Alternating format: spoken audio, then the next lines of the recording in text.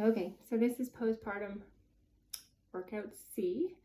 This is still intended to be done in that 0 to 6 week time frame, but hopefully you've been able to do workout A, workout B, and now you're looking for the next step. So if you're able to do pelvic floor holds for 5 seconds and then relax, now we're going to try and hold them for 10 seconds. So we're going to breathe out to suck up that marble, give everything a good squeeze, and keep those muscles working as you breathe in and out for 10 seconds, and then let go. Try it in lying down, try it in sitting, even try it in standing if you're starting to get more confident. Doing a 10-second hold in standing is challenging, but that can certainly be something that you're working towards. And when you can do a 10-second hold in standing, I would say that's a really great accomplishment from a postpartum kind of rehab perspective. And that may take you a while, but starting to connect with those muscles that are endurance muscles, give them a good squeeze and lift.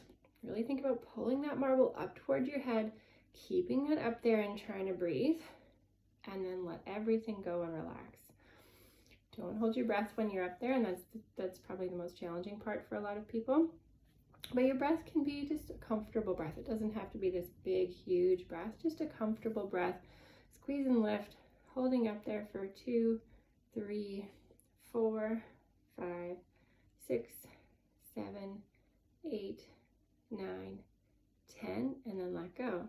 And if you feel yourself fading, that's okay. Grab it again, challenge those muscles, try your best to stay with it, and let go.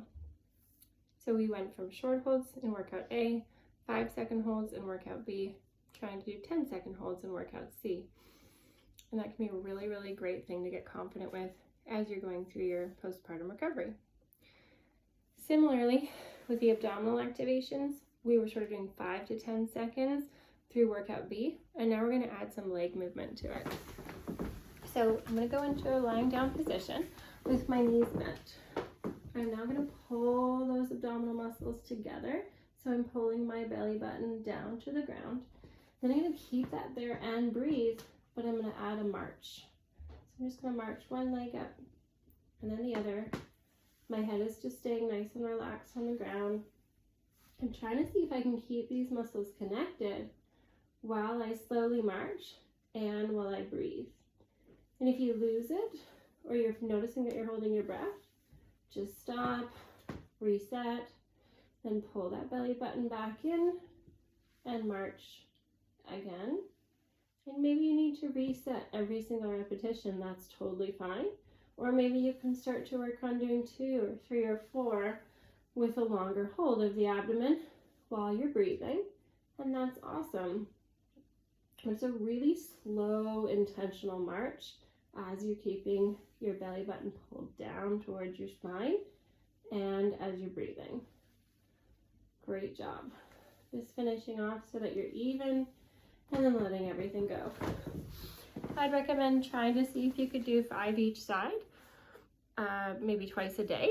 That would be a really great place to be if you can get that basic abdominal hold and you're starting to connect a little bit more in your mindset with these muscles again. The next thing we're going to do, we've got 3 more exercises. The next one is a segmental bridge. So instead of going straight up and squeezing like we did in workout B, this time we're going to go a little bit more through a pelvic tilt, and I'm going to peel myself off the ground 1 vertebra at a time till I get up there, and then I'm going to let myself go down 1 vertebra at a time, all the way down to my tailbone. That should feel really nice on your spine, to peel yourself up 1 vertebra at a time so your hips go up, and then lowering yourself down, seeing if you could lower down from the rib cage, through the lower back, all the way down so that the tailbone is the last thing to uncurl.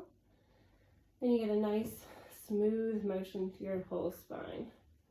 Seeing if you can do 5, maybe even 10 if it feels good, or if you have a moment in a row, nice and slowly just curling up and curling down.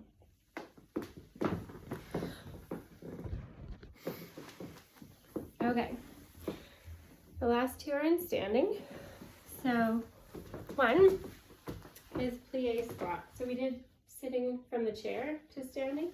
Now I'm going nice and wide with the legs and starting to just go with a wide knee position. Feet are turned out, and a nice squeeze of the buttocks as I get up. You can even add an arm movement to it, and just notice more of an overall body kind of feeling and reaching up. Very safe when you feel ready, even no matter what kind of delivery you've had.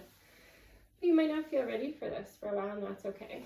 But if you do, it's safe. Great. So more of a kind of a plie squat. And then the last one I recommend is a static lunge. So getting nice and wide in your stance.